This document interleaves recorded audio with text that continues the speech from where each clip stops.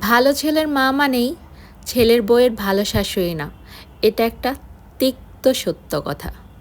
একজন মা ছেলের জন্য জীবনও দিতে পারে, কষ্টের পর কষ্ট করে যেতে পারে, কিন্তু ছেলের বউকে নিজের মনের হিংসা দেখানোর আয়না মনে করে। ছেলের বউয়ের মুখের প্রশান্তির মৃদু হাসিটা কিছু শাশুড়ির গায়ে জ্বালা ধরিয়ে দিতে পারে, এবং জ্বালা ধরিয়ে দেয়ও কিন্তু। মা হিসেবে ছেলের ভালো চাওয়াটা স্বাভাবিক, কিন্তু ছেলের বউয়ের ভালো সব শাশুড়ি তা মেনে নিতে পারে না। ব্যতিক্রম অবশ্যই আছে। আচ্ছা, তার ছেলের বউয়ের সাথে খারাপ ব্যবহার করতে গিয়ে, তার নামে কুটকাচালি বদনাম করতে গিয়ে, অভিশাপ দিতে গিয়ে এটা চিন্তা করে না যে এসব তার সোনার টুকরা ছেলের উপরেই লেগে যাচ্ছে। হ্যাঁ, শাশুড়িরা আসলে এটা কখনোই চিন্তা করে না। নির্দ্বিধায় ছেলের বউকে বদদোয়া দিতে থাকে। ছেলের বউকে নিয়ে তো তার ছেলের সুখের সংসার রাখবে, বৌমার পিছনে লেগে ছেলের সংসারে যে অশান্তি অভাব অনটন লেগে যাচ্ছে, বৌমাকে কষ্ট দিতে গিয়ে তার ছেলের সংসার থেকে ইনকাম সুখ শান্তি চলে যাচ্ছে, বেকারত্ব যাচ্ছে না। তবে হ্যাঁ, মাদের নিজেদেরই খুঁটিয়ে দেখা উচিত।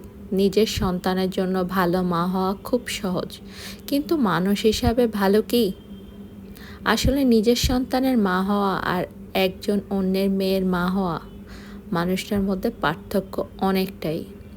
সর্বশেষ এটাই প্রার্থনা করি উপরওয়ালার কাছে, ভালো মাগুলো সব ভালো শাশুড়ি হয়ে যাক। একটা মেয়ে অনেক আশা নিয়ে নিজের সব কিছু ত্যাগ করে দিয়ে অচেনা অচেনা একজনকে মা ডাকছে। এই ডাক্তার মর্যাদা সবাই দিক। এতক্ষণ আমি যে কথাগুলো বলছিলাম, আসলে ভেবে দেখবেন এই কথাগুলো কিন্তু প্রতিটা সংসারেই ঘটে থাকে। কিছু কিছু মা আছে ছেলেদের ভালো চাইতে গিয়ে ছেলের বউয়ের পিছনে সবসময় লেগে থাকে, আর এভাবে করে ছেলের বউ আর ছেলের মধ্যে অশান্তি সৃষ্টি করে। সব শাশুড়ি মা যে এক তা বলছি না, হাতে গোনা গুটি কয়েক শাশুড়ি আছে এমন, যারা ছেলের ভালো ঠিকই চায়, কিন্তু ছেলের বউয়ের ভালো চাইতে পারে না। আর ওই ছেলের বউয়ের ভালো না চাইতে গিয়ে অজান্তেই ছেলের সংসারে অশান্তির কারণ হয়ে যায়। ছেলে আর ছেলের বউয়ের মধ্যে গ্যাঞ্জাম ঠিকই লাগাবে, লাগিয়ে দিয়ে বলবে, আমি চাই তোরা ভালো থাক, তোরা সুখে থাক, তোরা মিলেমিশে থাক। তাহলে কেন ভাই আপনার এত মাথা ঘামাইতে হবে কেন?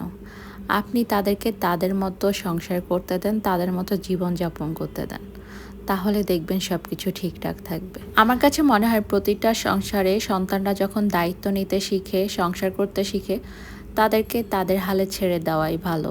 মা বাবা নাক না গলানোই ভালো।